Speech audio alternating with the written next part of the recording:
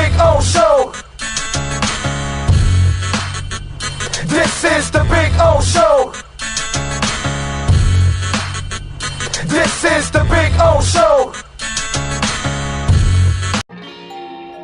Oh, great. You have a doorbell camera. Now you have a front row seat to your house getting robbed. They're breaking into my house! Ooh, there goes the TV. I'm sure it'll turn up at the pawn shop. No, not the TV! Just because you can see them, that doesn't mean you can stop them. With Slogans, you get 24-hour monitoring, a free home security system, and professional installation. Plus, free doorbell camera, one that'll actually work for you. Get out of my house! Get out of the house! Call 1-800-ALARM-ME. Just one place sold the most Acura models in the last 17 years. Acura of Pembroke Pines. Take $10,000 off a 2025 Acura MDX during our 17th anniversary sale.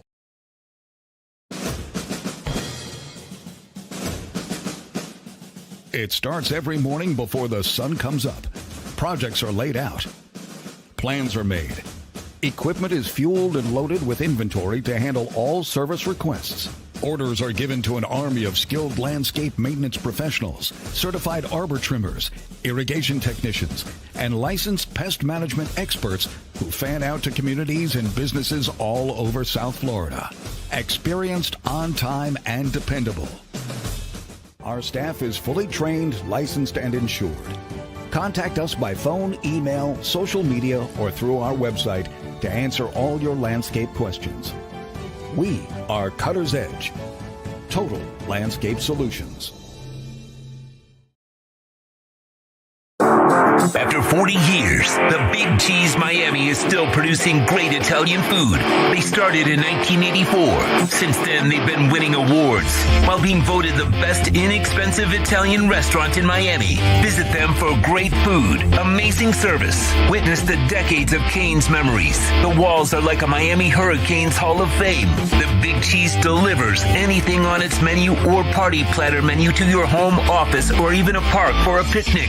Located at 8080 Southwest 67th Avenue, Miami. Call 305-662-6855. TheBigCheeseMiami.com, where they serve large portions at family prices.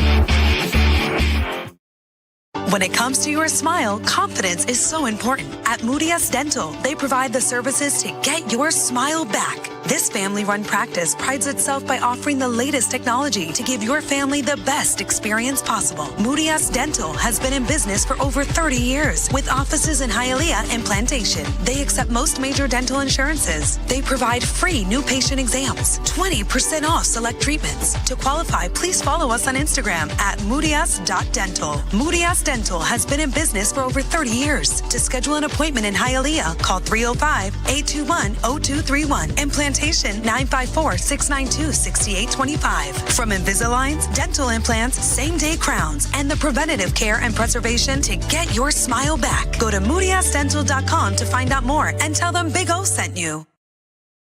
Before you buy or lease a Honda, Volkswagen, Hyundai, or any other model, compare Subaru, rated #1 in safety at Subaru of Pembroke Pines. Buy with 0.9% financing, 0 down. Forester with symmetrical all-wheel drive, $259 a month. Crosstrek with symmetrical all-wheel drive, $239 a month. During the Subaru A Lot to Love event at Subaru of Pembroke Pines, South Florida's #1 volume Subaru retailer.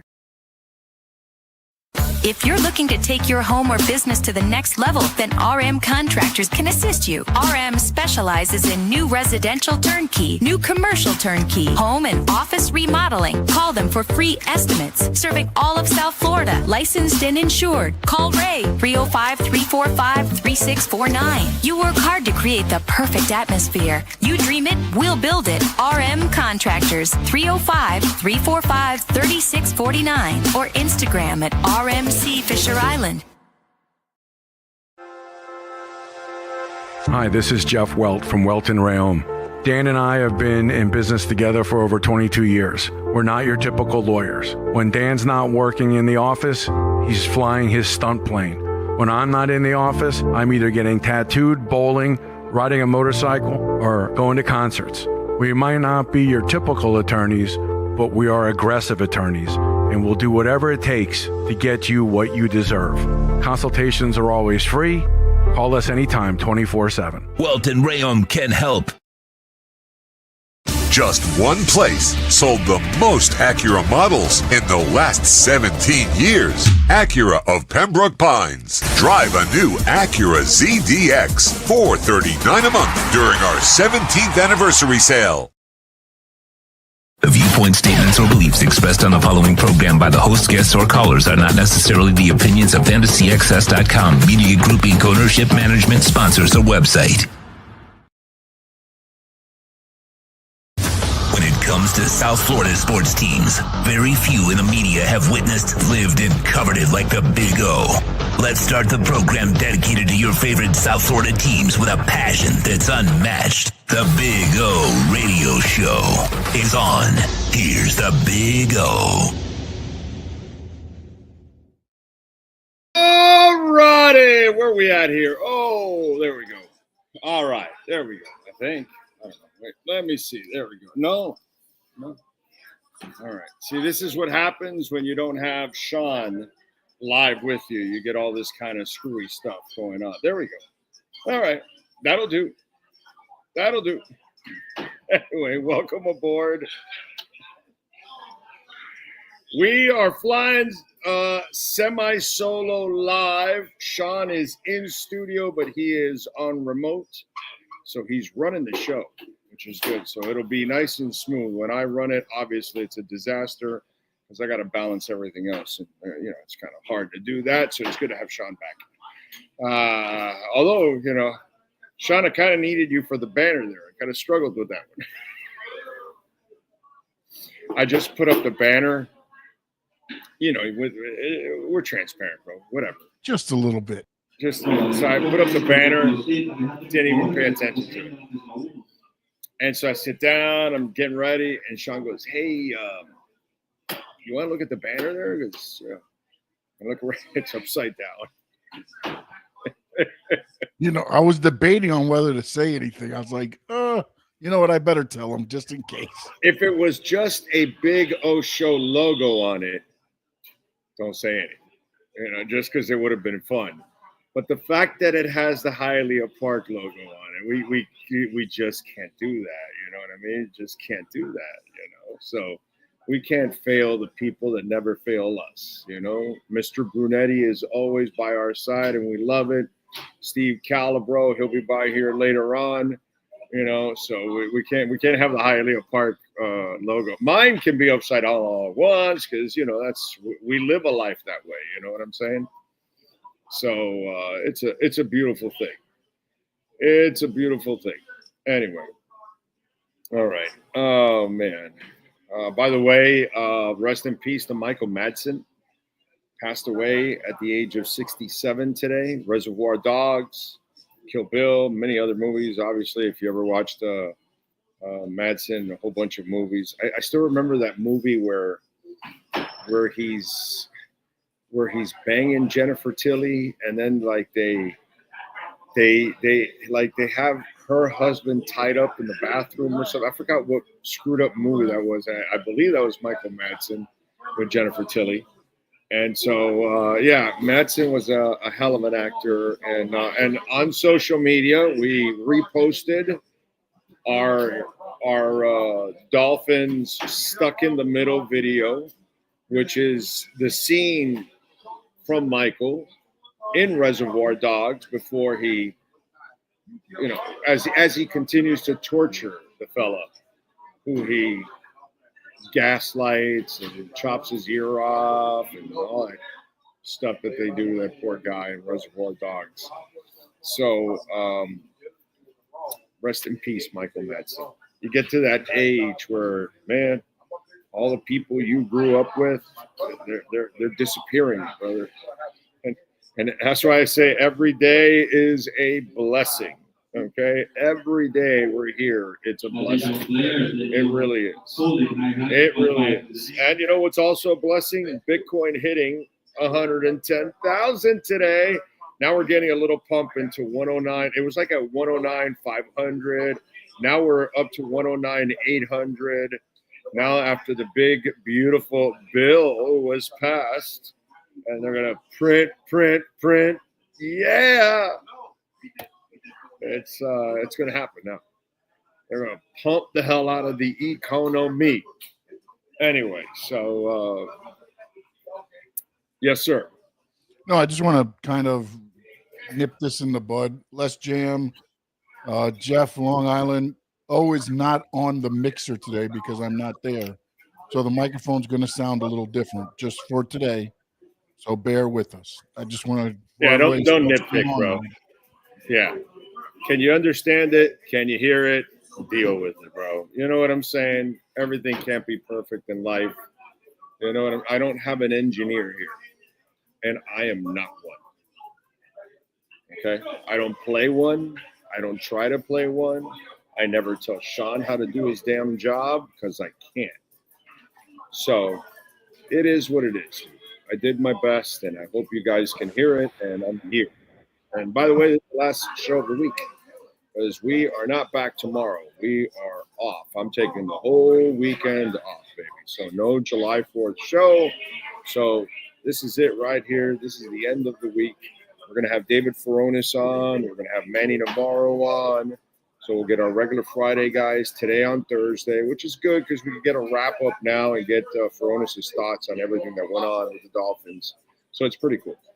And I do have a Dolphins topic that I want to talk about a little bit that I think is very important too on the show. Yeah, there's no problem with the audio. I mean, even Jeff was saying it's okay, but it's not like mine because you're not on a mixer. You're on a microphone that's going to pick up a lot of the other noise. When he talks, it will, sound out. I'm connected to a laptop. Just let's not bullshit, folks. Here, it's mic to laptop. There is no mixer. There's no equalizer. There's nothing, bro. There's no Sean. Nothing. So this is how it is. Only about 300 miles away. So, but that's all. We're doing That's all. And as you know, Sean doesn't take any time off, bro. So if he needs this for the family and all that, this is how we adjust, and we're still doing the show.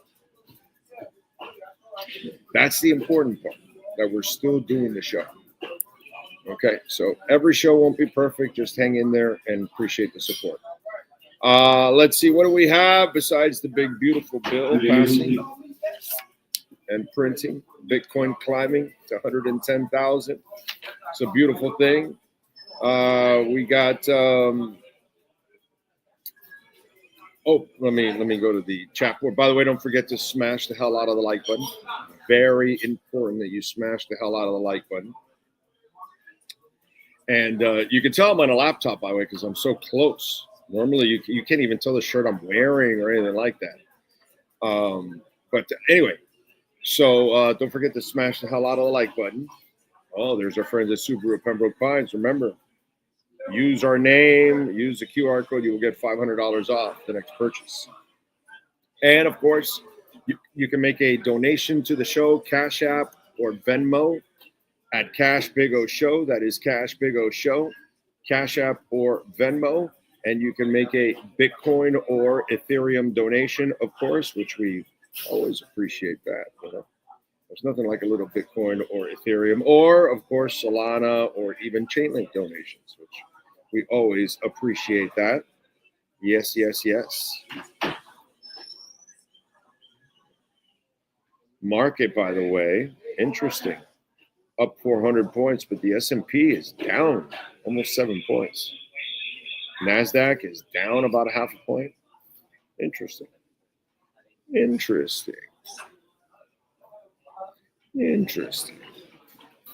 Oscar Rojas is in the house. He's smashing it. And the like button, too, from Melbourne. Jeff in Long Island. Dolphin Dave. Mina, from ESPN, had the worst take on the Dolphins. She says the Dolphins are not trying to be physical. That's BS because the draft. Yeah, no, they're obviously changed. Yeah, but Dolphin Dave, let me ask you something, bro. I'm just wondering. All players back to table 6. Why are you listening to people that really don't cover the team? The highest paid employee that they have plays poker or whatever that was in the NBA Finals. His expertise. So I'm just wondering. So Mina does a nice job and all that good stuff, and and she uses the stats to kind of make all of her explanations. And to me, you can only go with stats so far. It can't be the way you lean and say, well, mathematically, this is what this says, and that's what it is, and that's just not the way it goes. But, that's kind of the new wave of reporters that we have and people that look at sports and they use only numbers. They don't actually look at the scheme, the players, the transactions, the fits. And then there's reasons why things work and why things don't work. You know what I'm saying? And so your problem is that you're worried about people that don't cover the team. You know what I'm saying? And sorry, I forgot more about the Dolphins than Mina Kimes will ever know. I just had fun earlier this week playing a video of an interview of Louis Riddick, of Teron Armstead, and of Tom Brady. The people that actually played the game, repeating everything I've said about the Dolphins. Everything I've said about football. So, it's like, it's up to you to make decisions. But if you want to just torture yourself and watch tabloid sports, which is really what ESPN is, they're tabloid sports. Come on, man.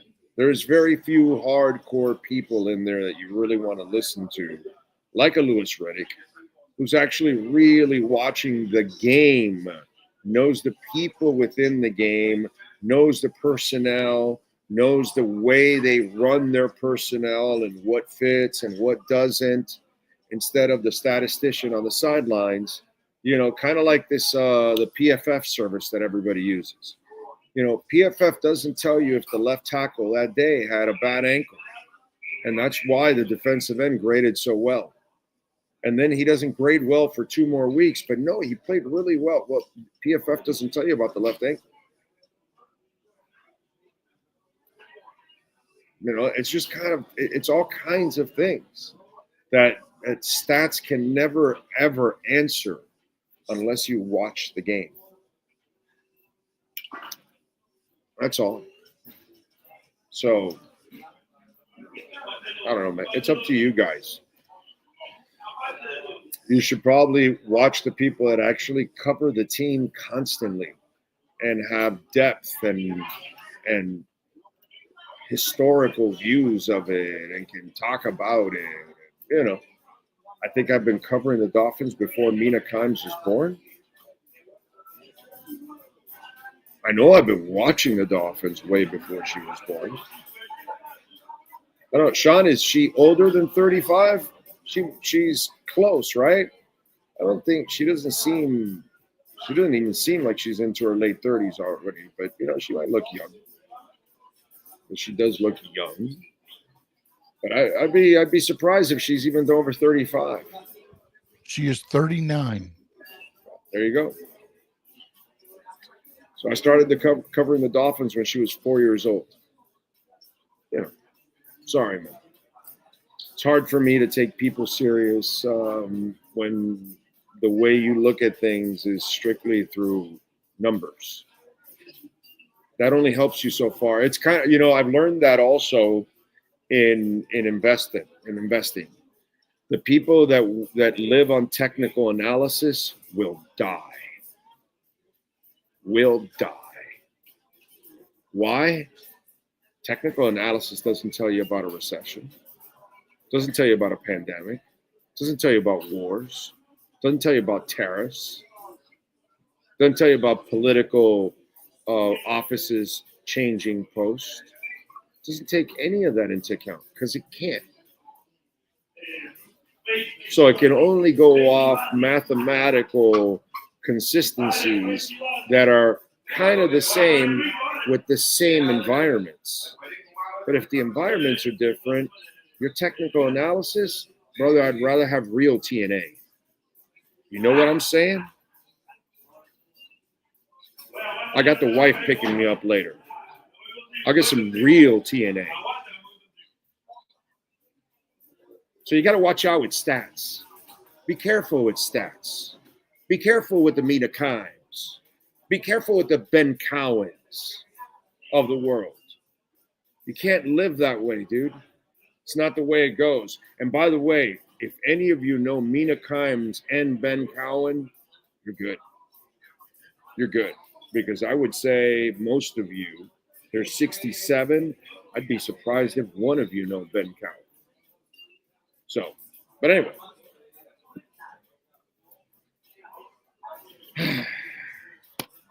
Stats are not the way to look at things all the time. That doesn't really ever answer it. So be careful who you listen to. Sam the Man. He says, I'm a season ticket holder. I cannot give up on season. You don't have to give up. You know, that's where this happens with fans all the time. Okay, so I don't think the Heat are going to have a good season. Oh, dude, you're a hater. You're not a Heat fan. You're off the bandwagon. No, asshole. I've been on the bandwagon since I was a season ticket holder the first 4 years. And then I've covered the team, and I'm going to follow the team, but I'm objective about it. Love the team. I'm going to watch it. In fact, I'm so hardcore. I know they're not going anywhere, and I'm going to watch every game. I watch every summer league game, and I know they're not going anywhere. I know it's young. I know it's about development. Now it's obvious, but I was already looking at it that way last year. I think I kept telling Ira that all the time. I want to see young guys. I want to see development. Anybody remember? Okay. So just because I say that the Dolphins aren't going to do shit this year, it doesn't mean I gave up on the season. That means I don't want to watch Chop Robinson play. Dude, hell yeah, I want to watch Chop Robinson play. I'm intrigued. Can Cam Smith screw his head on right? I want to find out about our draft picks. I haven't given up shit. I just know the big picture.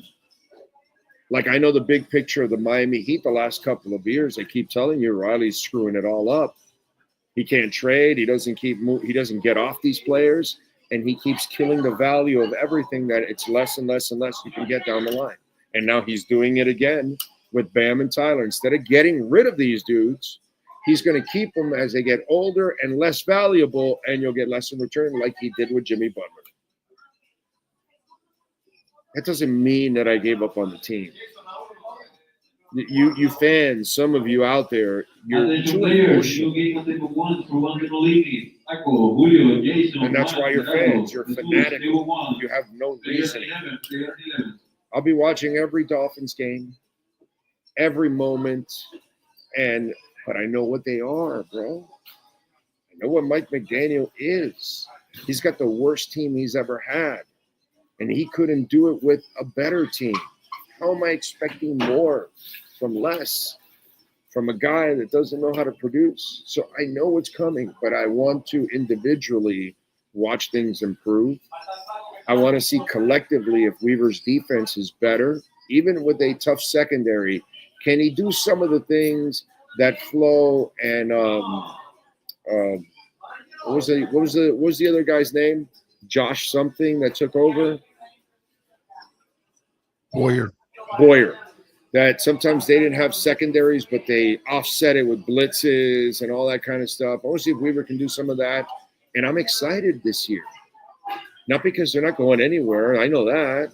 Not because I'm going to Madrid, which is fantastic. But no.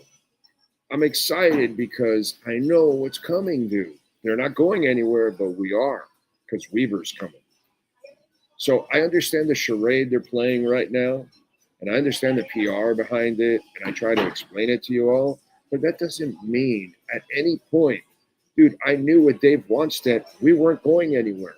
I knew with Sperano, we weren't going. When they hired Philbin, okay, Who was it that said that? Sam the Man. When they hired Philbin, I told everybody this is a waste of time. We're not going anywhere. And so what happened for the next 4 or 5 years? Am I still here? Yeah. Did I still watch every stupid game of Joe Philbin coaching a team and picking up paper from the ground? Yes. Doesn't mean I ever give up, dude. I don't give up on any of my teams. I don't believe in any of that shit. If they're trying, I'm going to try. Just because they're incompetent doesn't mean they're not trying. Okay? Just because the Dolphins haven't figured out how to put the right combination of out there doesn't mean they're not trying. Inter Miami, God bless him. Moss is spending money up the ass. Now, he spent it wrong, but he tried, bro. He's trying. The Heat, they don't know how to spend their money anymore. They don't know how to build a team anymore right now. They're completely off, but hey, they're trying in their own way. It makes no sense. It's completely stupid to do what they're doing. Like I said yesterday's rant, the Panthers, their idea of bringing it back and the Heat's idea of bringing it back, oh my God, could you not be any more different? But I love the Heat. And I'm the first guy to say, tear it all down, bro. You've given us 25 years of amazing. It's all right if we go through a couple of rough years, dude. Now you have a plan. Right now you have no plan. Does it mean I gave up on the Heat? No, dude. No. I'm just honest. I'm just not going to bullshit you. Sam the Man is the guy like that other guy the other day that I busted on Twitter that he reached out to Furones or Perkins or somebody I had on, and I can't believe that you're saying the season was over already. That is so bad for the fans. And like, bro, you know, if you're an emotional little bitch, don't listen to this show, bro. Don't listen to this show. This show is for men and women that actually like can handle the truth. That's all. Doesn't mean I don't love the Dolphins. Doesn't mean I'm not excited to see if the young kids grow. You know, I'd love for Mike McDaniel to prove me wrong. Do I think it's going to happen? All right, there you go. I just gave you one of those fake laughs that Crowder does on the show for Hockman every day. There you go.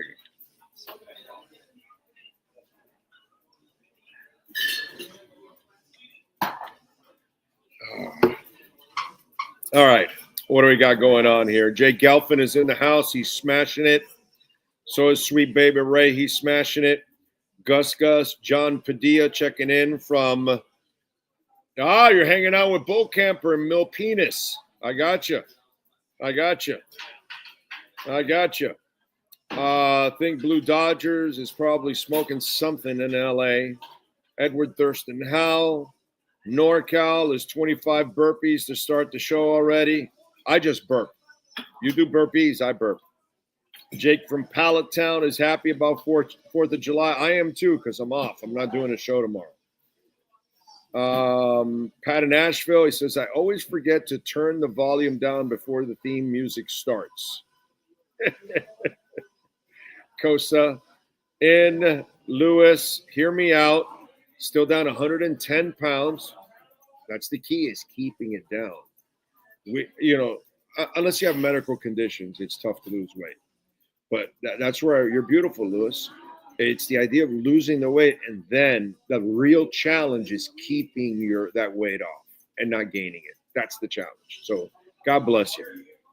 Down 110 from 340. No bread, no rice, no processed food. No fast food, no sweets, beef, pork, turkey, chicken, fresh fruit, lots of mixed nuts, oatmeal, 1 or 2 a day. God bless you, brother. Keep going. You're a stud. Les Jams is in. Thank you, Les Jams, for supporting us. Sean is your offensive. Oh, yeah, dude. Sean is the left tackle, right tackle, center. Like, he does it all, bro. Without him, I'm lost. Absolutely lost. Jeff in Long Island, Ty in the Bronx, Jay Slim, Jake from Pallet Town, Magnus, Steven Gonzalez, Oscar C says, life is precious, Big O. That Liverpool soccer player died today, and he was 26. It's ridiculous, dude. Every day's a blessing, bro. All kinds of shit happen every day, and, you know, you get to open your eyes. You're lucky. You're lucky. Just enjoy the day, man. Enjoy the loved ones. Make sure you tell them you love them. Very important. Horn Dog, Brian Landis, J-Town, Leon Fresco. Murphy says these players stealing money is what's bad for fans. You show me. Thank you, Murphy. If McDaniel was such a problem, why did we extend him? Yeah, it's made no sense. And they paid the price for it. You know, that happened to a lot of things, dude. There was no reason to extend Jalen Ramsey.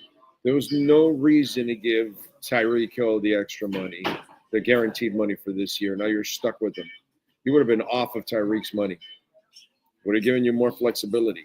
And now you have to count on him, which is the worst thing in the world, dude. You have to count on the unreliable. Rely on the unreliable. That's brutal. Brutal. You know what's not brutal? David Furones and our Welton and Rail Miami Dolphins report.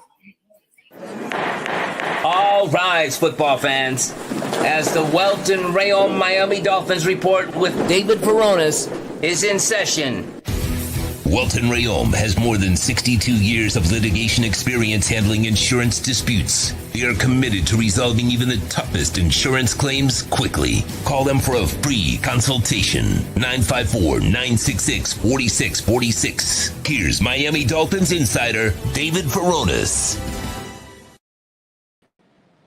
All right. How you doing, my man? You doing good? I'm doing good. Getting ready to celebrate this nation's independence tomorrow. I see you got the stars all over the Bitcoin hat on your head, so it looks like you're ready too.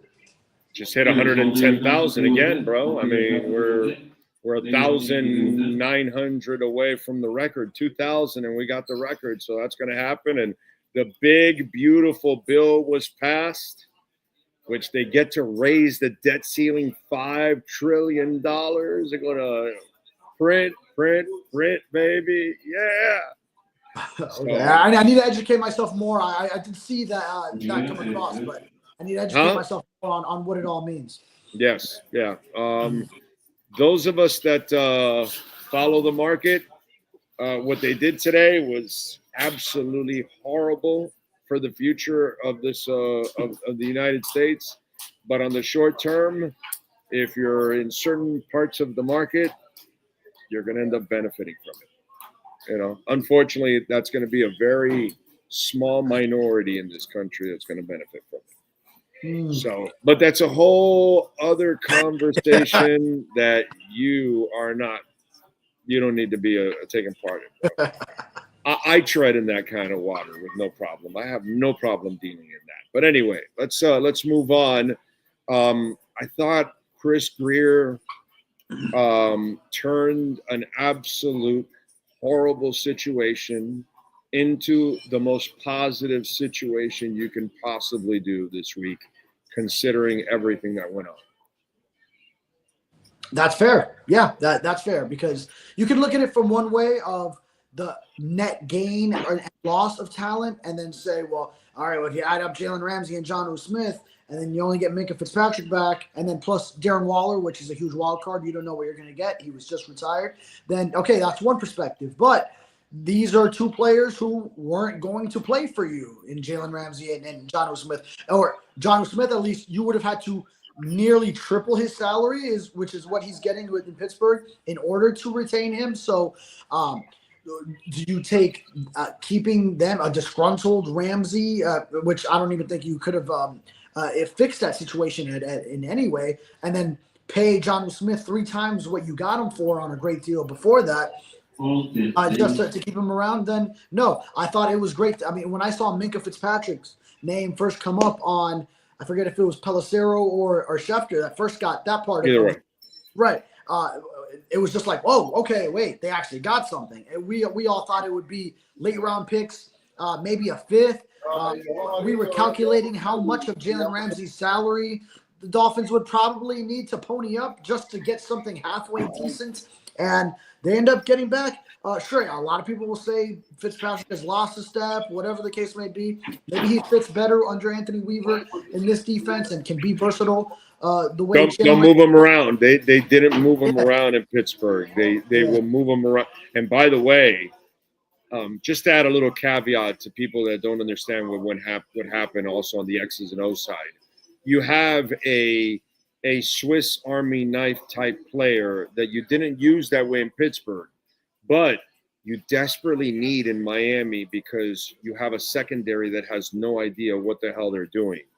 And if there was a perfect safety for this situation, it would be a Minka type player, the guy that can move around and help you out in different areas. Now, the problem with Minka will be here is he cannot cover every hole in the dike. That's just not going to happen either.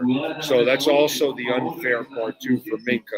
But he does bring the skill set that you need for the deficiency that you have. Right.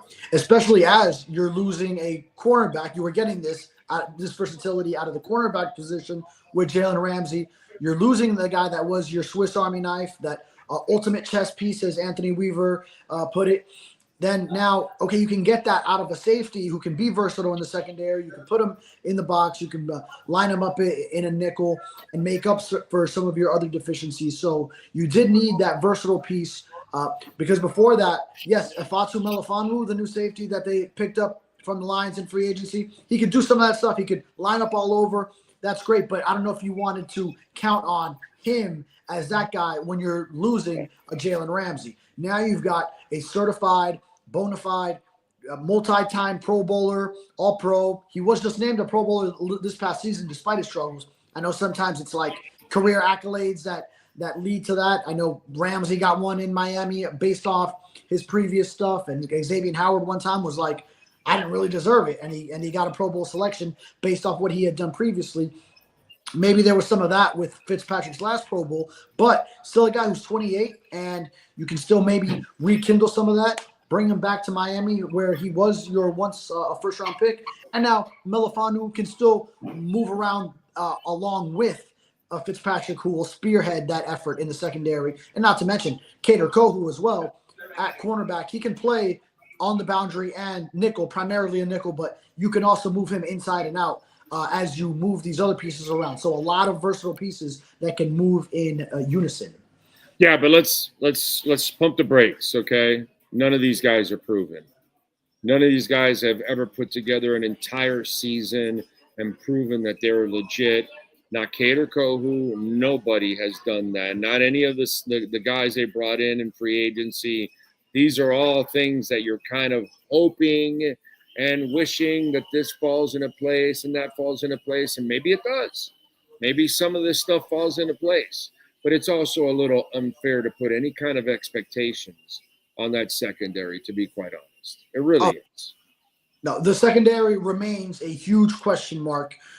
As yes, you did get a Minka Fitzpatrick out of it, but you still don't know what you're getting out of him based off what he just did in Pittsburgh last year, some lapses in coverage back there, maybe losing a step. Hopefully he has worked on that this offseason. He's still 28, so you feel like he could still have that.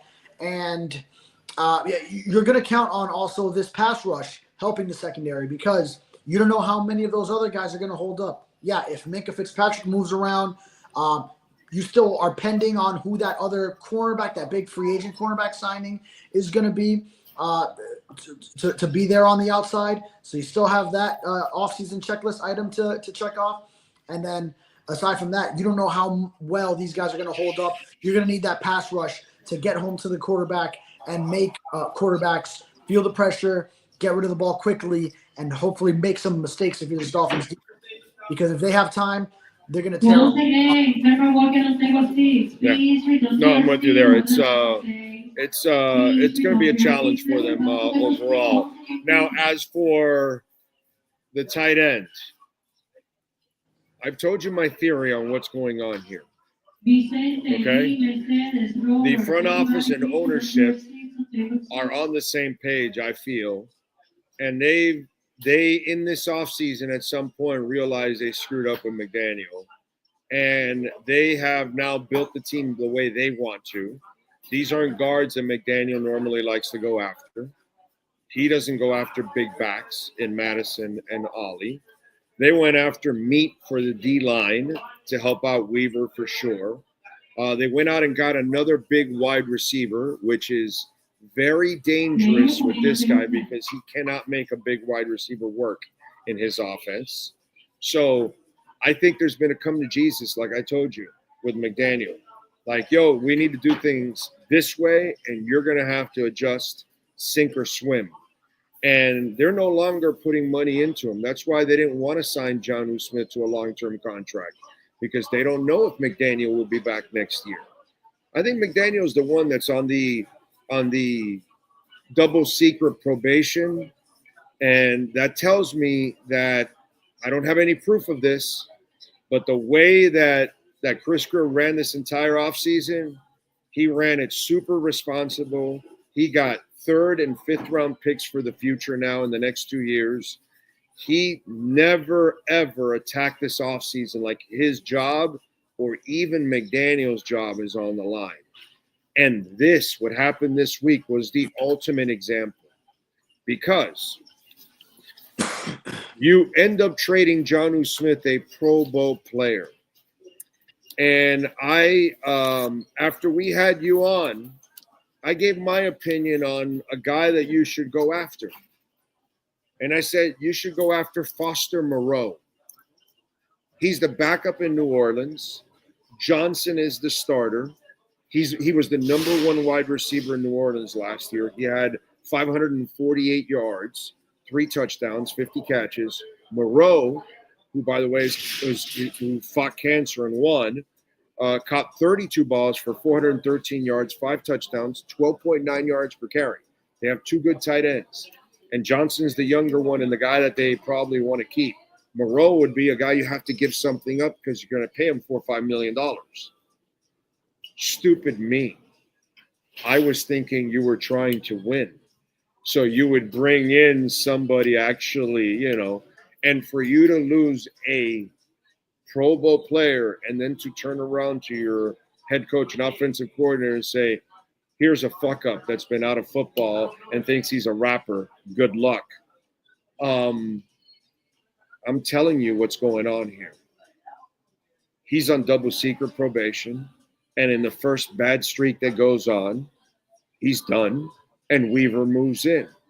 And every example this offseason has been, we're done with Mike McDaniel.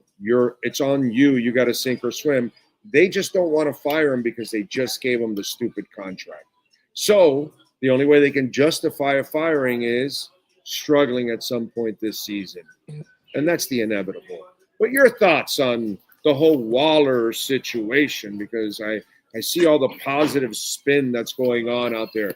Maybe he can recapture this and that, and maybe he's just broke after being a failed rapper and he needs money and failed in his relationship and everything else. So I'm just wondering your thoughts on all of that. Yeah, there was a lot to unpack there. As far as the Mike McDaniel stuff, I know you're heavy on the train of that his fate is already sealed. I think it's more of, yes, you are trying to win this year with him, see what you can get, but you instilled that he's got to alter how he goes about it. There's got to be greater physicality, which is smart in bringing in 2 guards, one as your highest priced veteran free agent, one who you traded up in the 2nd round to acquire. You're losing Teron Armstead on the line, but you have a huge left tackle that you drafted in the 2nd round the year before that you're bringing in to be another physical presence on that line. You got 2 big-bodied backs. You put an emphasis on the trenches, on the D-line in this draft. So there's a lot that says we are trying to become more big receiver, big receiver. Icon. Yeah. That's been a disaster here, bro. That's been a disaster. Under McDaniel, it's been a disaster. Because Which- Gesicki actually worked under Flores. He caught 70 balls under Flores. Like, shit. Right. Yeah. Which on that front, that actually ties in with departing from Jonnu Smith. Is that Jonnu Smith? He was never a blocking tight end. He was another receiver as a tight end. Put up the numbers he did with so much defensive pressure going to Tyreek Hill and Jalen Waddle. Now you can get some of that from a big receiver, the same way you did Jonnu Smith, who was still on for like 55% of snaps last year. He wasn't in there to block. It was the passing game that the Dolphins were highlighting him. So Nick Westbrook-Akine could still play that role just out of the big-bodied receiver role instead of the tight end. And now Darren Waller, you're not looking for him to be a blocker. I know Mina Kimes was critical on the Dolphins for bringing him in like it's playing into the lack of physicality that they've been known for. But that's not what you bring Darren Waller in for. You already have Julian Hill. You're hoping that you develop him further to be that inline blocking tight end physical presence. You brought in Pharaoh Brown as a veteran tight end who's known for his blocking. He's not out there to be a big pass catcher. So those are the guys that you have to do that part of the job. And then now Darren Waller, you're hoping, of course, and it is just hope. He did take a full season off, so you don't know that you can get this out of him, but that you can rekindle some of that 2020, 2021 form when he was a beast for the Raiders and doing all that he did. He's not going to go do all that, but you're hoping you can get some semblance of that combined with NWI to be some of those bigger targets that can complement Hill and Waddle on the outside. And, of course, Achane catches the ball plenty out of the backfield as well. Don't forget, folks, Welton Rayom, proud sponsors of this segment and, of course, the entire platform, 954-966-4646. If, unfortunately, you're dealing with bankruptcy issues, homeowner property damage, condo damage, criminal defense, business owner claims, commercial litigation, personal injury, call our guys at 954-966-4646. The consultation is completely free. All right, so no corner yet. I see you agree with me with Asante Samuel Jr. What do you got going on in the Sentinel? What's on the watch? What's on the Dolphin watch over the weekend? Yeah, we're a little bit that's the last thing remaining now for the Dolphins is that cornerback selection. So tomorrow the Dolphins will be celebrating life, liberty, and the pursuit of a remaining veteran free agent cornerback.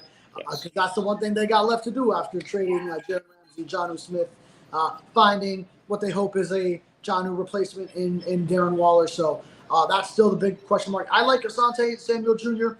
I'm a little worried about the neck issue, as anyone should be, but he would still be my top choice if you kind of clear that medically and get some good feedback. Who's his agent? Do you know? Asante Samuel Jr. I am not sure off the top of my head. Because one of the reasons I like him is because he's also young, and Chris Greer is notorious with the 2-year special. And this is the kind of player, like the older guys that are available, you don't use a 2-year special. That's a 1-year contract.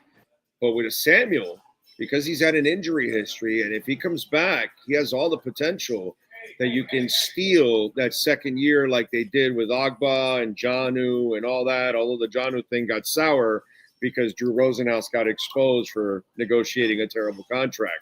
So, he had to try to get his ass out of that bind.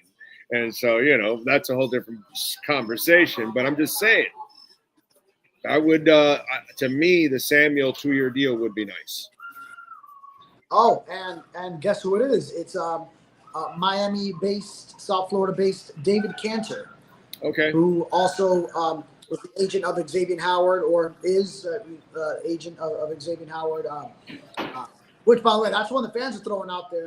Everyone wants to know if Xavier Howard would come back. I see you shaking your head right away. Aside from Samuel, are they smoking Omar Kelly's dreads or something? Is that why they're saying that? Right. Man, I mean, I know. It's all right, bro. You don't have to touch it. It's all good, bro. I have fun. I bust everybody's balls. There's nobody that is safe on this program. So that's just kind of the way it goes. But anyway, follow him on Twitter at David Furones _. Catch his work there at the South Florida Sun Sentinel. He's on the cornerback watch. Have a great weekend. Have a great 4th of July weekend. Load up on that Bitcoin. Be good, my brother. Yes, sir. You got it. Welton Realm, 954-966-4646. Consultation is completely free. Tell them that Big O sent you. Manny Navarro is next. This has been another session of the Welton Realm Miami Dolphins Report with David Furones. At Welton Realm, they don't get paid unless you win. They handle complex personal injury claims caused by the fault of another in both state and federal courts. They handle auto, trucking, motorcycle slip and fall, and bicycle accidents. Call 954-966-4646. Welton Realm can help. Hi, this is Jeff Welt from Welton Realm. Dan and I have been in business together for over 22 years. We're not your typical lawyers. When Dan's not working in the office, he's flying his stunt plane. When I'm not in the office, I'm either getting tattooed, bowling, riding a motorcycle, or going to concerts. We might not be your typical attorneys, but we are aggressive attorneys, and we'll do whatever it takes to get you what you deserve. Consultations are always free. Call us anytime, 24/7. Welton Realm can help. We step into the world of big dreams, big moves, and big money. It's the Big Cheese Miami Recruiting and NIL Report with Manny Navarro. After 40 years, the Big Cheese remains dedicated to serving the finest Italian dinners, pizza, pasta, subs, and salads. All of their pasta is imported from Italy and cooked fresh every day. Visit BigCheeseMiami.com. Now, let's find out who's the Big Cheese the Miami Hurricanes are working on with insider Manny Navarro. All right. If you want to enjoy some great pasta delivered from Italy, cooked fresh daily, go visit our friends at 8080 Southwest 67th Avenue and the Big Cheese and the amazing Manny Navarro joining us now. How you doing, my friend? You doing good? Doing good, just happy to be inside, not getting wet. It's been such a rainy couple of days, man. So trying to stay out of that rain. Yeah, I'm doing it too. I'm inside a casino, nice and dry. So it's a beautiful thing, man. All right. Again, I say it all the time. I don't have a lot of thrills or excitement ready for the Dolphins, but when you have the NIL collective that the Canes have, I see them competing. And you know me, I don't really get all high about the damn recruiting and all that. But you're fighting for the same players with all the top teams in the country. I'm feeling good about this. They've loaded up with a lot already here in this first go-round. They have recruiting now in the country, 19 events. I always do, getting jump on. We're going to want to be going, and it's these guys my hands for the part at Miami. Sure. Well, wait a minute. Hold on a second. Is it just me? Is it sounding all kind of garbled? Sean, can you? Because I'm not sure. Was it sounding perfect for you and everybody else? Because it's sounding garbled on my end. It sounded garbled on my end, but I thought you were hearing it, so I didn't say anything. Yeah, I did too. I thought you were hearing it and you didn't say anything and all that stuff. But can you try again, Manny? Let's see if you can answer that again, because your picture is not as clear. So that's probably why. I'm not sure. You guys and showing me clear on my end here. So I'll say this: Miami's got a top 7 recruiting class right now. Hold on. Let's. Can we reconnect and see if we can try to do that? Yeah, you want me to sign off and back on? Yeah, sign off and sign on. Give us a 30-second run there on a commercial quickly from the Big Cheese, so folks can hear from the Big Cheese. After 40 years, the Big Cheese Miami is still producing great Italian food. They started in 1984. Since then, they've been winning awards while being voted the best inexpensive Italian restaurant in Miami. Visit them for great food, amazing service. Witness the decades of Cane's memories. The walls are like a Miami Hurricanes Hall of Fame. The Big Cheese delivers anything on its menu or party platter menu to your home, office, or even a park for a picnic. Located at 8080 Southwest 67th Avenue, Miami. Call 305-662-6855. TheBigCheeseMiami.com, where they serve large portions at family prices. We step into the world of big dreams, big moves, and big money. It's the Big Cheese Miami Recruiting and NIL Report with Manny Navarro. After 40 years, the Big Cheese remains dedicated to serving the finest Italian dinners, pizza, pasta, subs, and salads. All of their pasta is imported from Italy and cooked fresh every day. Visit BigCheeseMiami.com. Now, let's find out who's the Big Cheese the Miami Hurricanes are working on with insider Manny Navarro. I love how Sean did it. He kind of reset the whole thing so it's just clean. So when he reposts it, it's just all one. I love that. That's genius. Genius. All right, Manny.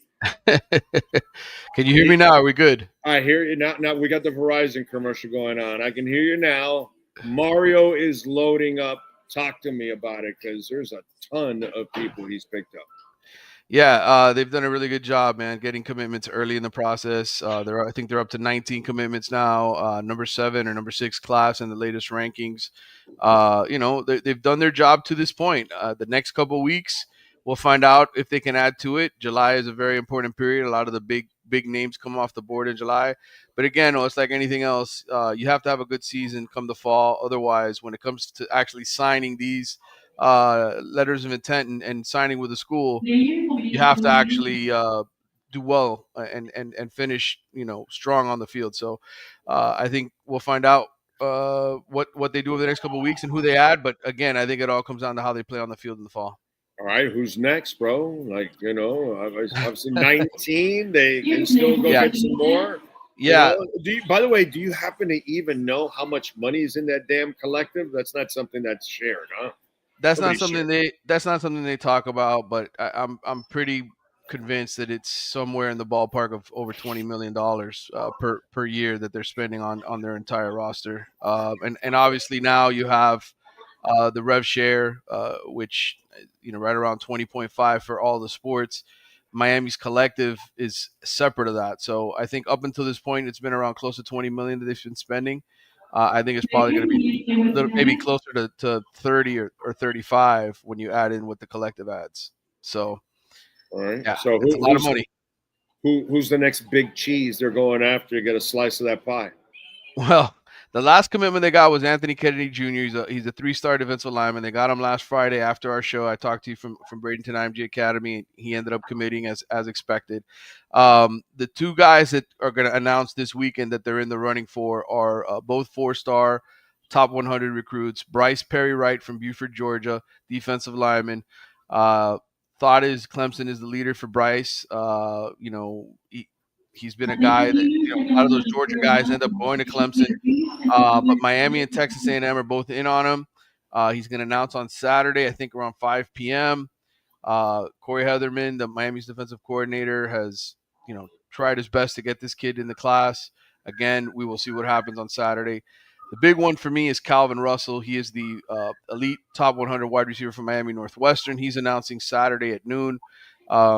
Calvin is a guy who his mom played for the University of Miami basketball team, but he's telling people to this point that it's Michigan, LSU, or Syracuse are his top 3 schools. He doesn't even have Miami in his top 3. It could be the old could be the old okey doke, right? Or it could be that he really wants to leave. We don't know for sure, but we'll find out on Saturday when he makes his announcement. So and he said Michigan, Syracuse, and what else?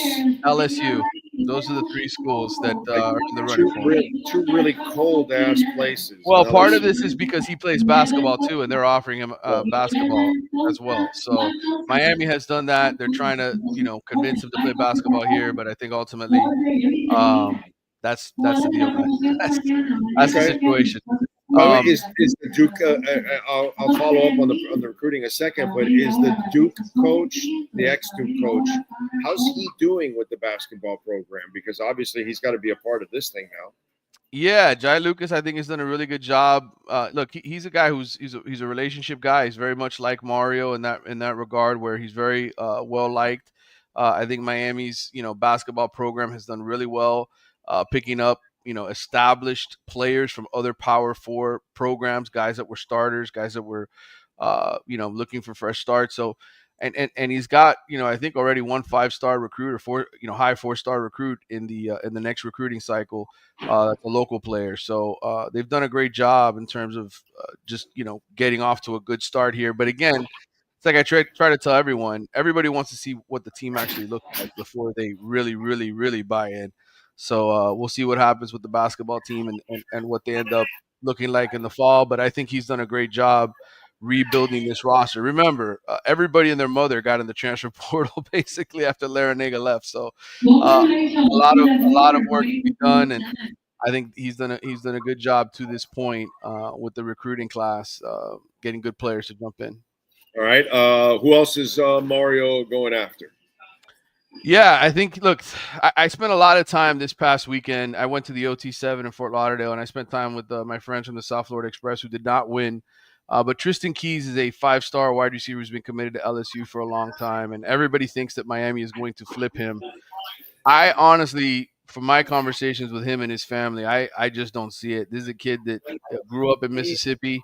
LSU has done a really good job, I think, recruiting him. Yes, he's flirted with a bunch of other schools. Yes, Miami is an Adidas school. He is an Adidas employee. Right now, he signed an NIL deal with Adidas, even though he can't collect the money. It's according to the rules in Mississippi.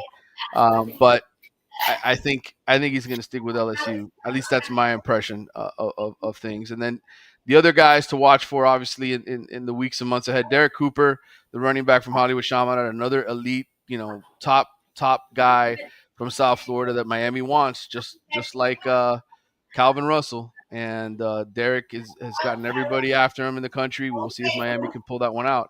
Again, I told you, Mario's doing great on the recruiting trail. We need to see him win on the field, but I think ultimately you'll know that Miami is really back. In my mind, not only are they winning, but the best players in the city are deciding to stay here. And I don't think that's happened a lot to this point.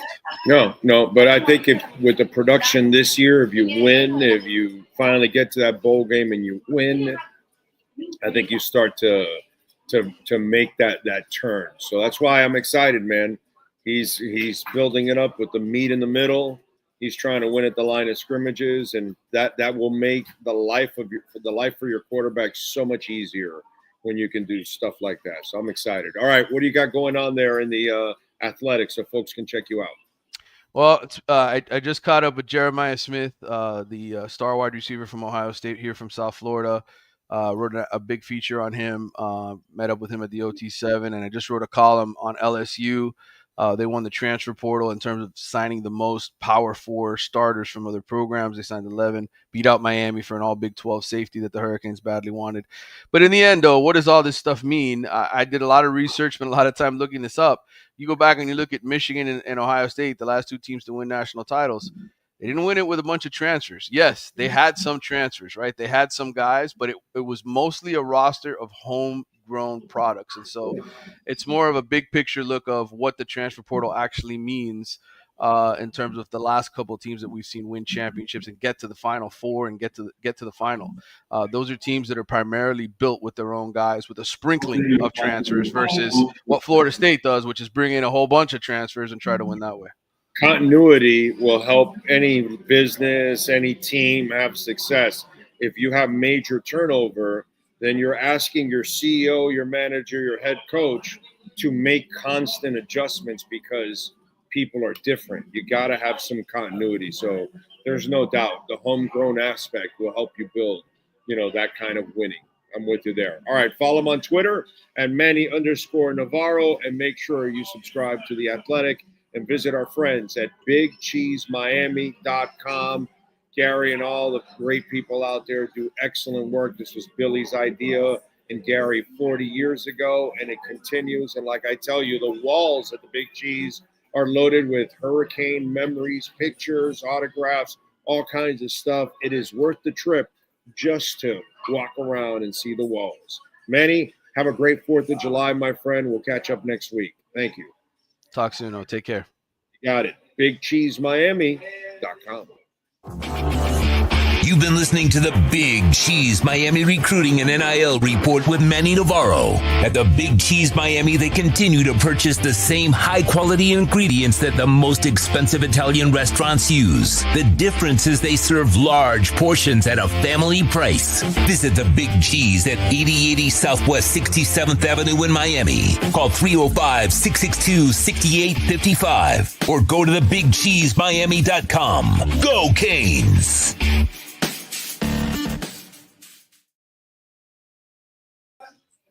All right. We're back. Don't forget, folks, you can always support the show, Cash App or Venmo at Cash Big O Show. That is Cash Big O Show, Cash App or Venmo, and you can always make a Bitcoin donation. All right, he's ready to rock and roll because we are at Hialeah Park. Yes, sir. We got all the loose slots out here. We're in the second floor poker room. The ladies are here ready to serve you some drinks. Some food. You can gamble on any of the races across the country right there. Everything going on. Any of the games going on. Any of the baseball games going on. You can check it out here at Hialeah Park. And the man that is in charge is the one and only Steve Calabro. Steve, how you doing, baby? Good afternoon, Big O. What's cooking? What's cooking? I can tell you what's cooking. I'm going to answer that one. I asked and answered. You're cooking. You're working on a suntan off that vacation, my brother. Oh man, I tell you, I was in the Dominican Republic. It was fabulous. I learned that in the Dominican Republic, there's a new level of eating and drinking that a human being can get to. There's a lot of fun to be had. The Dominicans certainly love to have fun. What a great place, right? It's a great place, man. Let me tell you, when over the last few years, I've been thinking about where am I going to move as I get a little older. And then I was thinking first in the country, but then now I'm thinking fiscally, maybe out of the country. And the Dominican Republic was one of the places because tax-wise and everything else, there's a lot of strength to it. And actually you can get some pretty great properties there at some decent value. Very good price. Yeah, and live right off the beach and all that. But my problem is one problem I had with the Dominican Republic. They're in the hurricane. Oh, you're in the hurricane belt. You're right in the middle of it. And I just want. That's part of the reason why I want to get out of here, bro. You know what I'm saying? It's kind of like it's right next to Puerto Rico. They both get swamped. Yeah, so that's why Panama, Costa Rica took the lead because they don't know what a hurricane is over there. So that's a beautiful thing. But the Dominican Republic, man.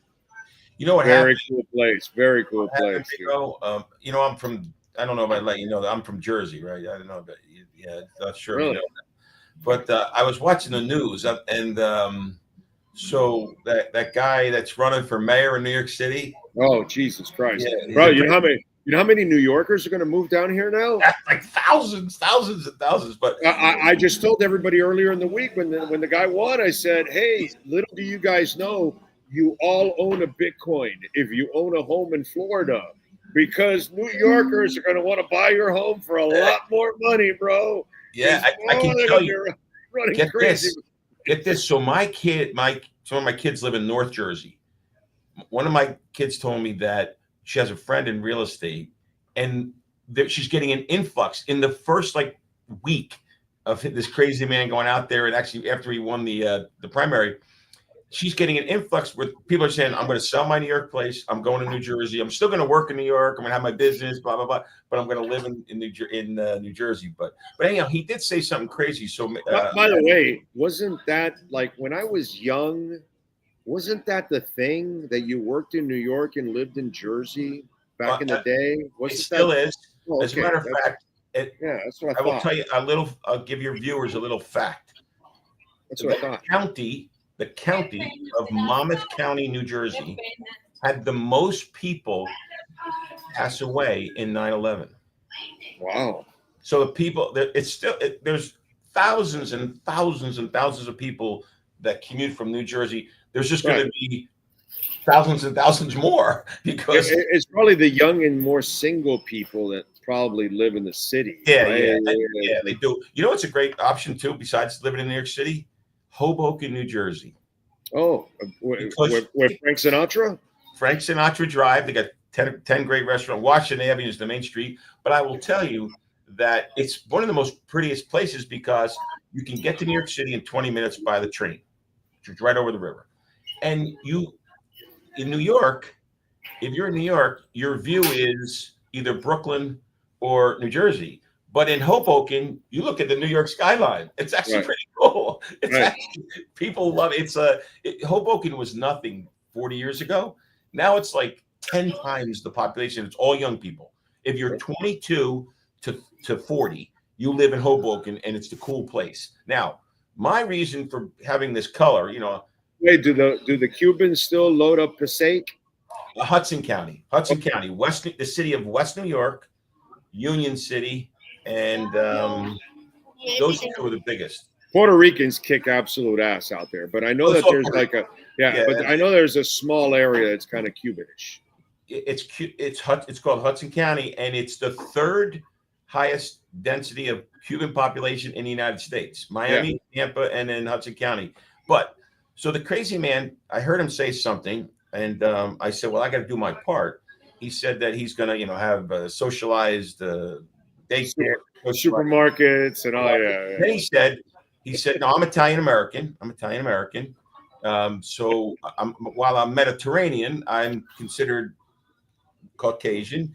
And he said, "Well, white people have to pay higher taxes, so I figured I'd do my part." And I'm brown now. I'm a little bit brown, so that's why I focused last week on not having to pay taxes. I'm officially brown. I'm no longer white, and so I don't have to pay taxes. Just I got to be careful because I'm never taken for Hispanic. You're like a ghost. You look like a ghost.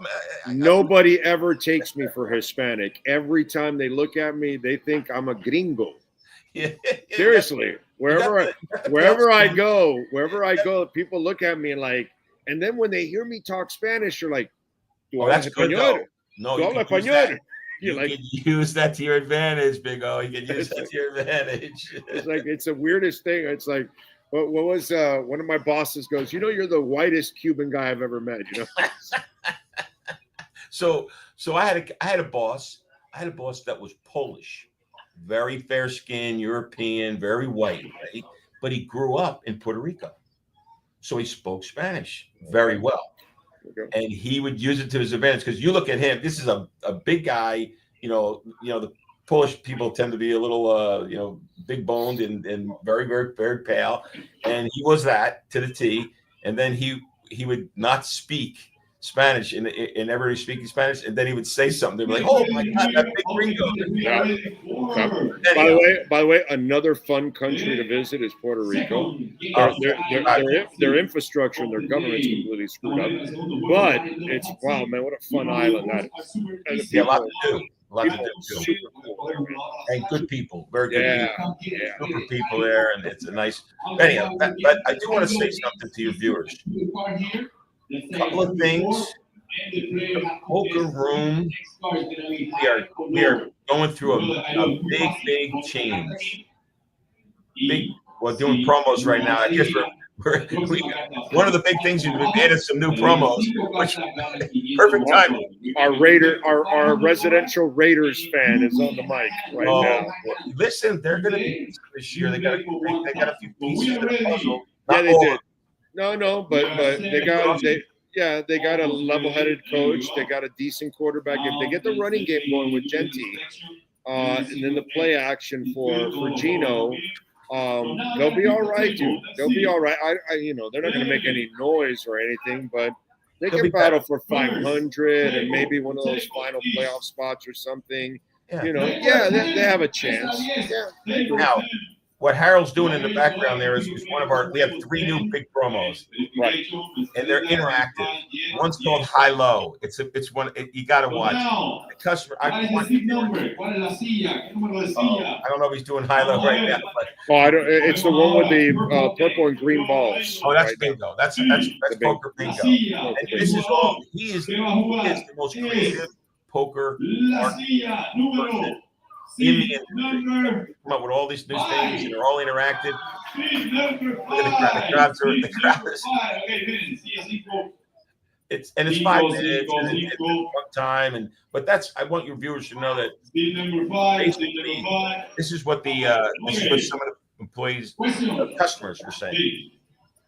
Hialeah Park Poker Room. They were saying this is unbelievable. They have a new manager, a new director, a bunch of new dealers, and all revamped and promotions. And they want us to make hats that says, "Make Hialeah Park Poker Room great again." I haven't done that. I haven't done it. If we are making $1,000, I'm putting out hats. Well, but the cool thing is there are multiple ways to win. So while you're at the poker table, there's a bingo game also going on.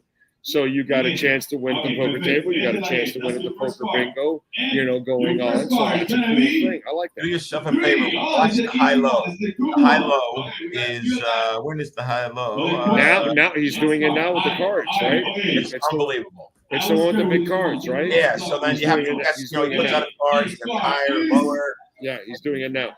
Yeah, it's really fun. You know what we'll do next week when Sean is here? We'll film it. We'll film that. Do it live, a High Low. We'll do it live. I definitely want to do it. Now, because you can film that way, this way, where he's doing it, and he's not getting any of the tables or anybody else. He's only getting the back. So. No, because you know how the people above that are running the cameras. We don't want to. Oh yeah, we got 700 cameras in this building. Yeah, we don't want to piss the security off. You know what I mean? Absolutely. Now, another thing too. You notice we have those ultimate heads-up hold'em games and the blackjack tables. We just installed 4 of them downstairs. And we put them in a location. Oh. Did the guy win? Top one. Next one. Almost. Not yet. He has to get 5. He has to get 5. Yeah. He's higher. Higher than they say. Higher. And the room. Feliz.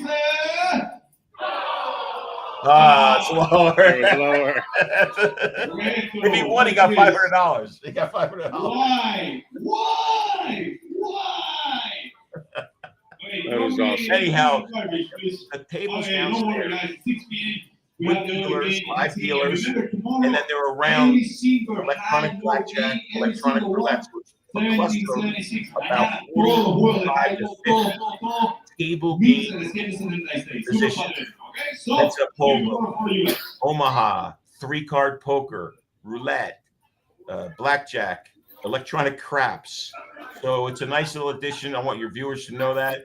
And I have one more thing to let the crowd know. And it's I like your group to know it early. So the big promotion. Oh, this past Saturday, Big O. Sunday, we gave away a Jeep. The woman won the Jeep, took the Jeep.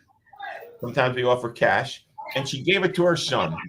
So how's that for a mom? That's a heck of a mom there. That's a great mom, man. That's a great mom. That was this past weekend. Next, the next big promotion is in July, down on the first floor. Every day you earn entries when you're playing, and we're giving away $250,000. It's a $250,000 possibility to win $250,000, and that is July 26th. But I want to announce one more thing. So a lot of people in the casino industry give away cars. They give away the Jeeps and the pickup trucks and the Acuras and the Lexus and the Mercedes. The Lightnings. In the last Saturday of August 30th, we're not just giving away a car. We're giving away a Corvette. Oh, hopefully a red Corvette. I'm seeking a red one, but So we're not giving away some regular car. This is a Corvette. So just another example of how Hialeah Park, we kind of like out there and ahead of the bank. We were the first and only casino that ever gave away Bitcoin. We gave away gold bars. We're giving away Corvettes. We're revamping our poker room. It's going pretty good. Not bad. You guys always got something going on. That's the beauty of it, man. So you're coming out here. You're trying to also win, not in bingo, not only in poker, not only in the other kind of poker, but then all of a sudden you're trying to win a Jeep or a truck or a boat or Bitcoin or gold. It's pretty cool, man. We got it all. We got sports betting. We got horse betting. We got slots. We got poker.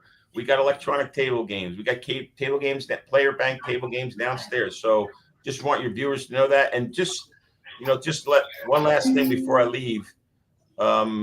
Surprisingly, I can't even believe I'm saying this, but I'll be spending the July 4th weekend in none other than New Jersey. Wow. Shocker.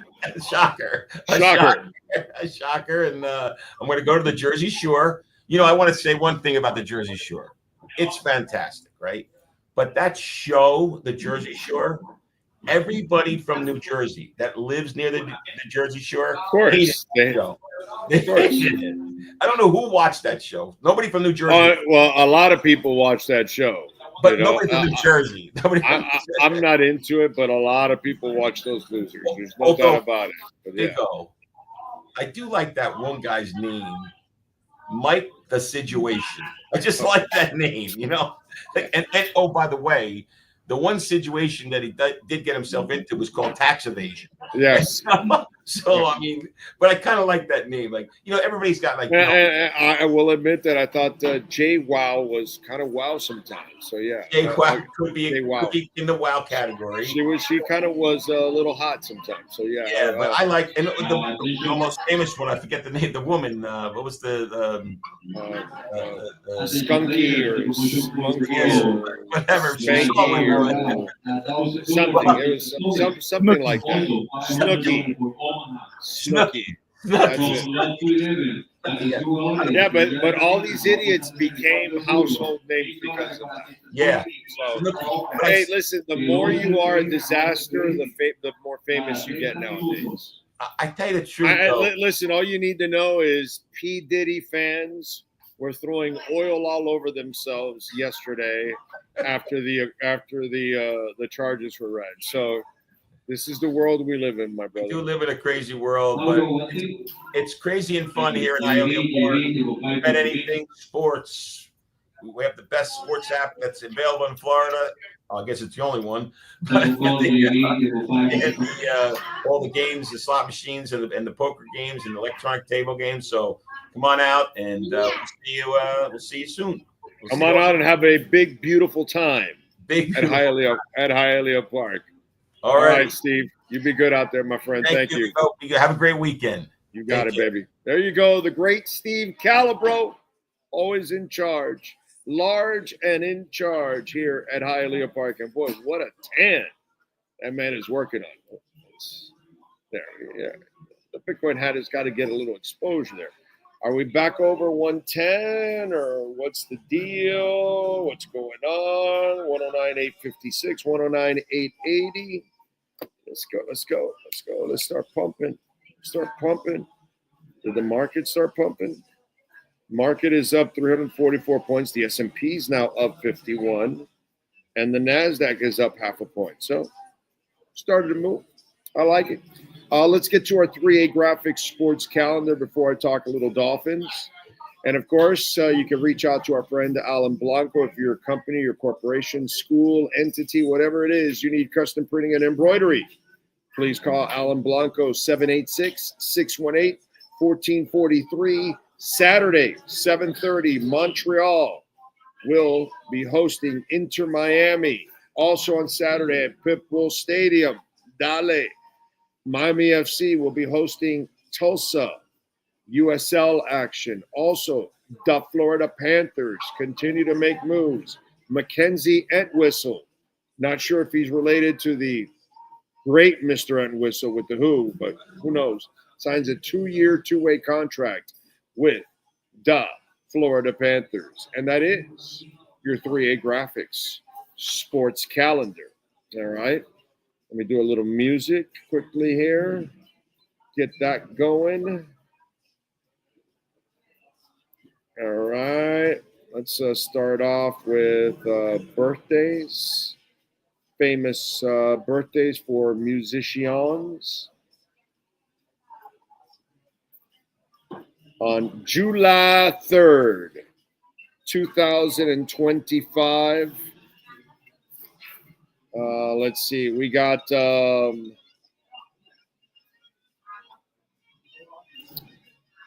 Kevin Hearn, keyboardist, guitarist with the Bare Naked Ladies, born in 1969 on this date. Martin Walsh from In Spiral Carpets, the bassist, born in 68.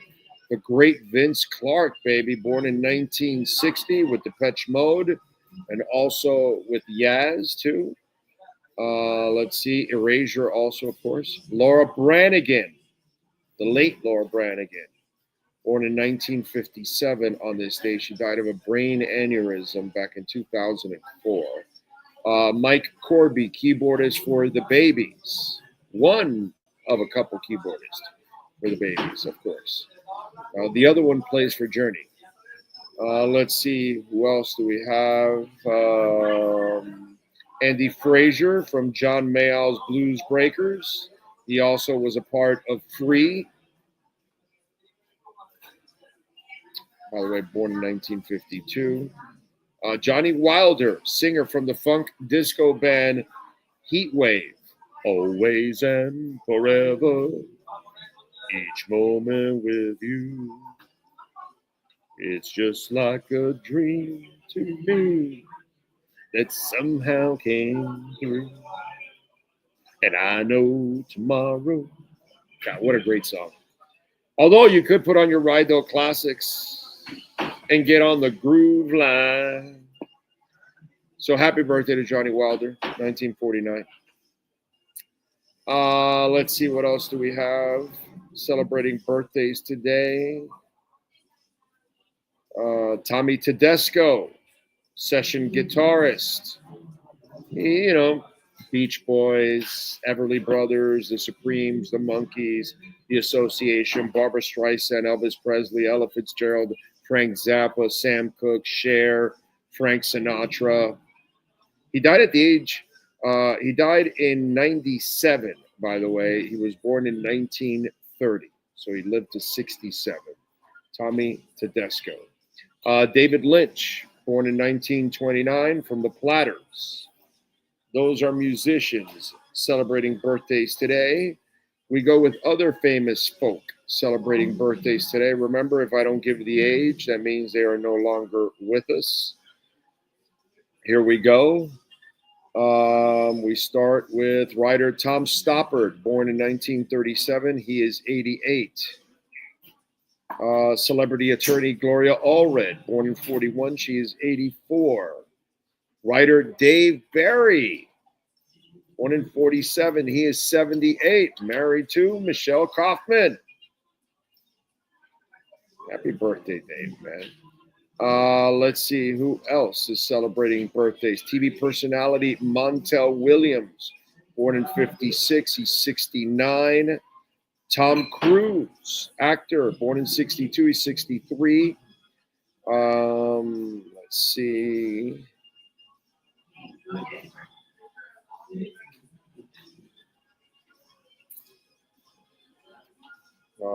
Julian Assange, WikiLeaks founder, born in 71. He's 54. Actor Patrick Wilson, born in 73. He's 52. Olivia Munn, born in 80. She's 45. F1 driver Sebastian Vettel, born in 87. He's 38. Musician Elle King, born in 89. She is 35, and she's talented, dude. I've seen her live. She's good, bro. She's good. She's the daughter of, I forgot the name of the actor or the comedian. I think he's a former SNL guy. They don't get along or something like that. They have a really terrible relationship. I forgot his name now.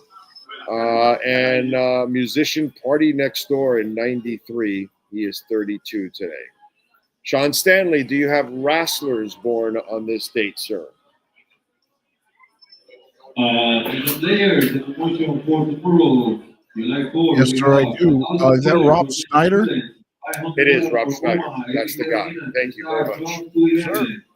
The birthday's today. Joey Janela is 36. And Shinya Hashimoto was born on this date in 1965. That date being July 3rd, 2025.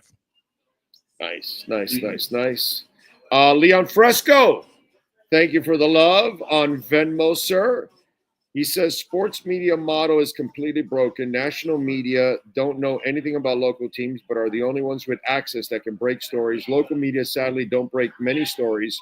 You are a rarity, Big O. Yes, I am. Especially when it comes to Dolphins, I break more stories than everybody else locally. I tell you about shit that's going to go on with the Dolphins before practically everybody else in town. So you are correct about that. And that's because the national guys, those top insiders, have the same agencies as the players and all that kind of stuff. So it's all rigged. Everything that these guys do is all rigged already. And then that's why, not to kind of expose the business a little bit, you'll never see an insider with a hard opinion.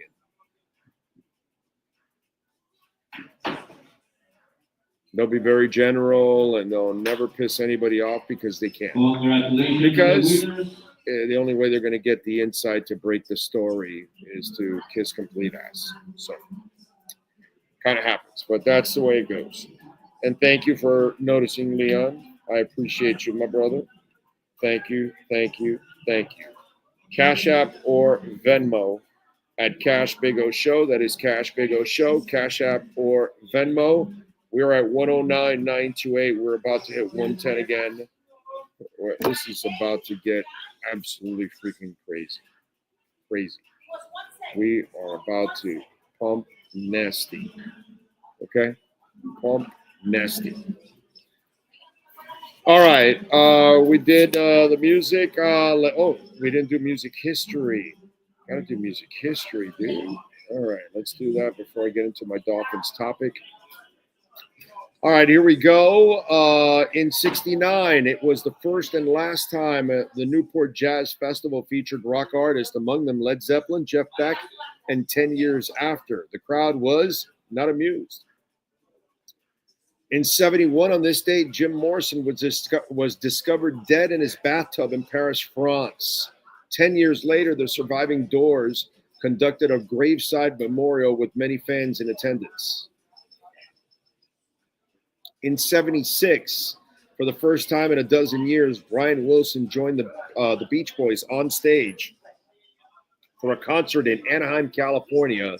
He sang the lead vocal on In My Room.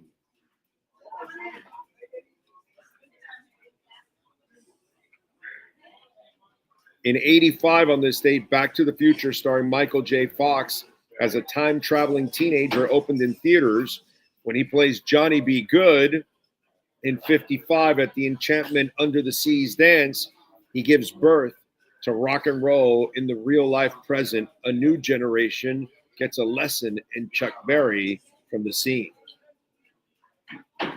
In 95, The Verve released their second studio album, A Northern Soul. It features On Your Own. In 2001, the White Stripes released their third studio album, White Blood Cells. It featured Hotel Yorba, Fell in Love with the Girl, and Dead Leaves and the Dirty Ground. In 2006, Muse released their fourth studio album, Black Hole and Revelations. It features Supermassive Black Hole. What a great song. What a great beat that is. And Knights of Sidonia. In 2012, on this date, Kiss announced that they were set to release a guitar-sized book containing unseen photographs from their 40-year career. The limited edition, called Monster, would have a $4,299 price tag and a 3-foot tall, 2.5-foot wide, was reported to be the largest music book ever published.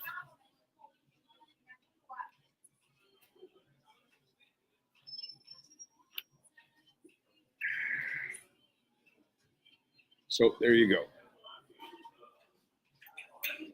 All right. Thank you all as always. Yeah. Did we hit 10,000? No. We're at 906. 109, 906. You bastards. All right. Wanted to talk a little bit. One issue that, because we, as Dolphin fans, we all want what's best. We want the Heat to win it all. We want the Panthers to win it all. The Dolphins, the Marlins, whatever, Canes, you name it, Inter Miami, all our local teams. Of course, we root for them to do the best that they can possibly do. That's obvious. But the problem sometimes that we have set ourselves up for, and why we end up disappointing ourselves, is we start to put unrealistic expectations out there on people. And then when they don't reach our unrealistic expectations, we hold it against them. And that's wrong on every level. And I saw a story today on Cater Kohu, and I'll read the quote for you and everything, since I have it here on Cater.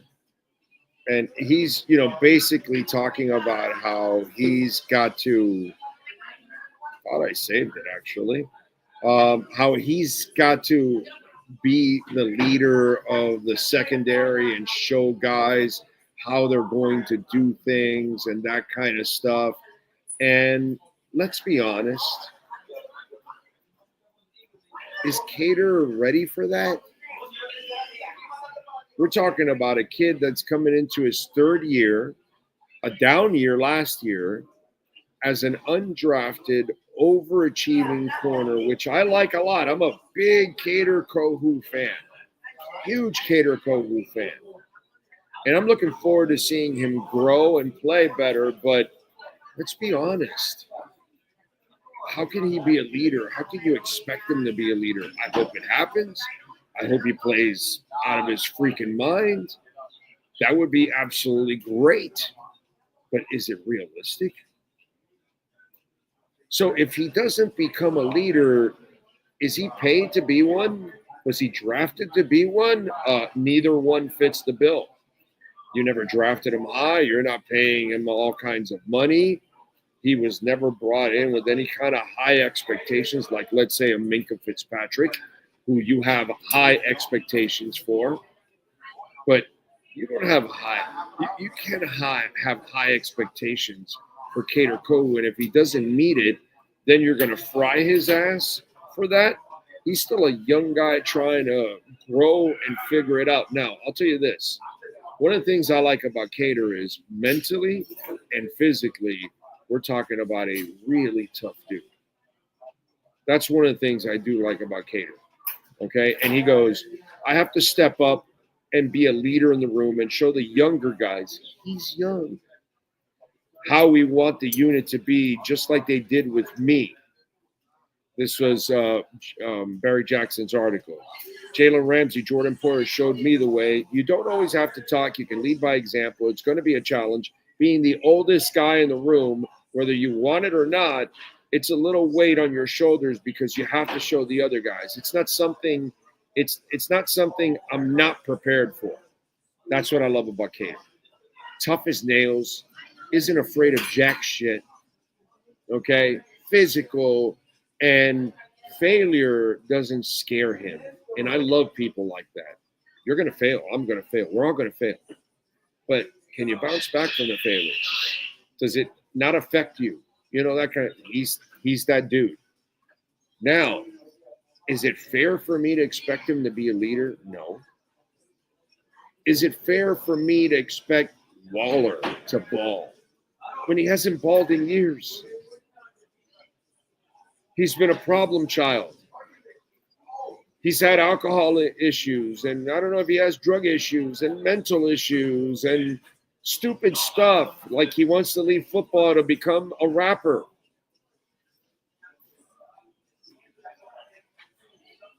So we're asking a guy that's incredibly immature, lost his wife, lost his job, all of this, didn't even realize that the Lord blessed him to play football, not be a rapper.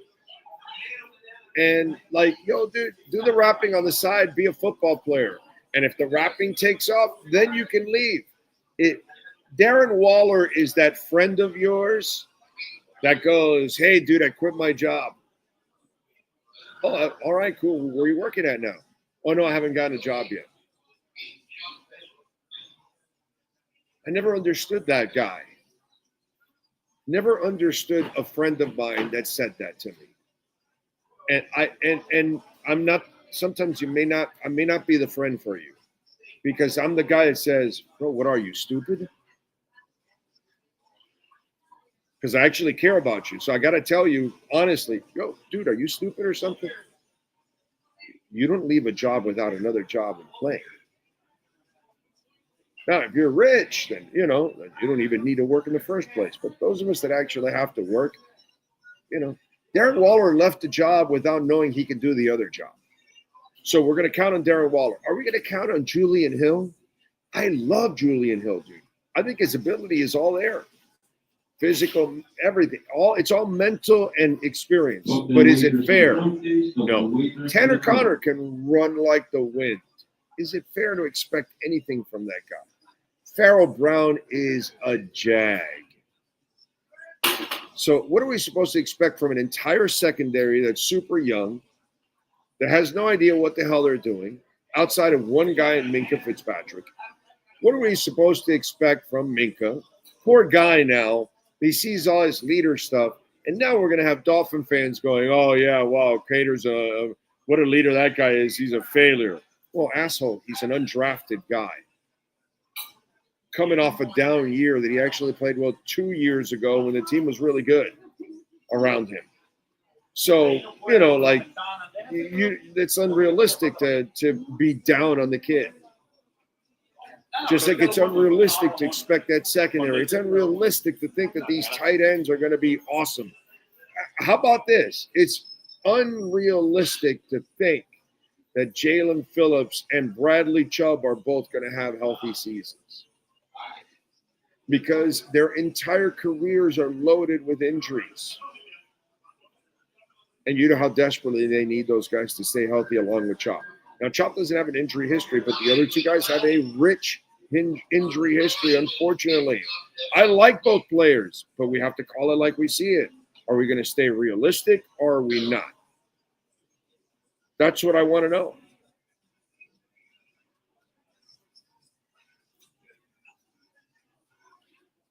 There's a lot of things that are in place, and I talked about it already in the last couple of days since the Waller thing. You lose a Pro Bowl tight end, your most consistent pass catcher, and then you reward your coach who's on a hot seat, and everybody knows it, with Darren Waller.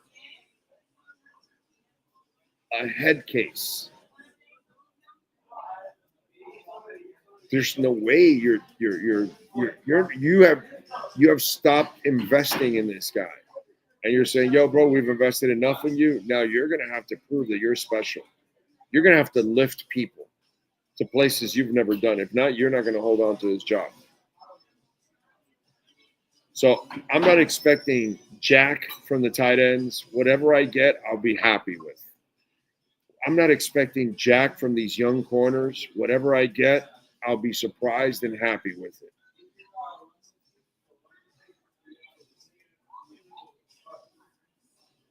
I will pray that Jalen Phillips and Chubb can stay healthy for an entire season.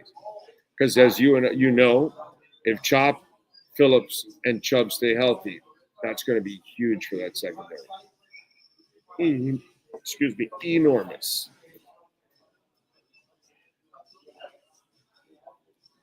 Anyway, don't forget to smash the hell out of the like button.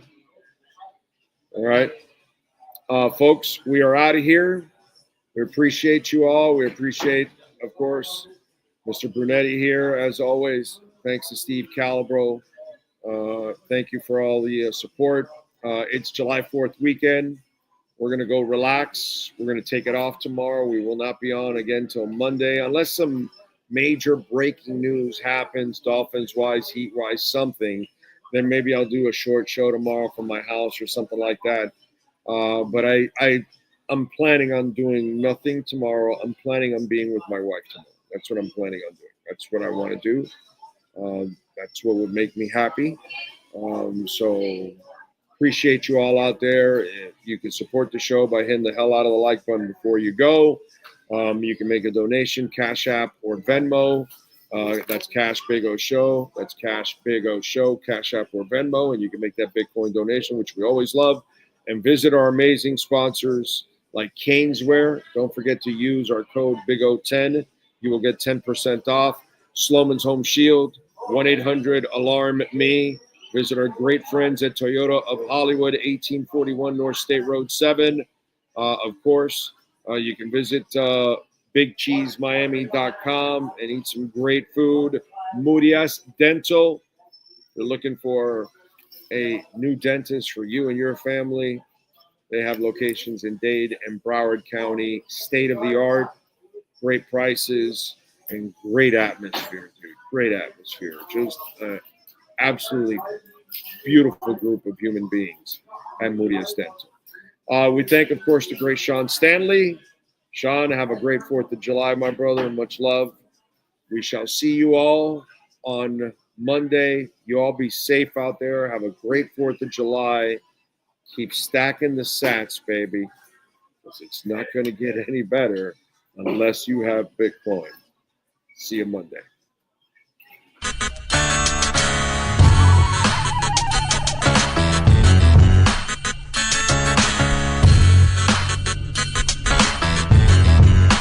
This is the Big O Show. This is the Big O Show.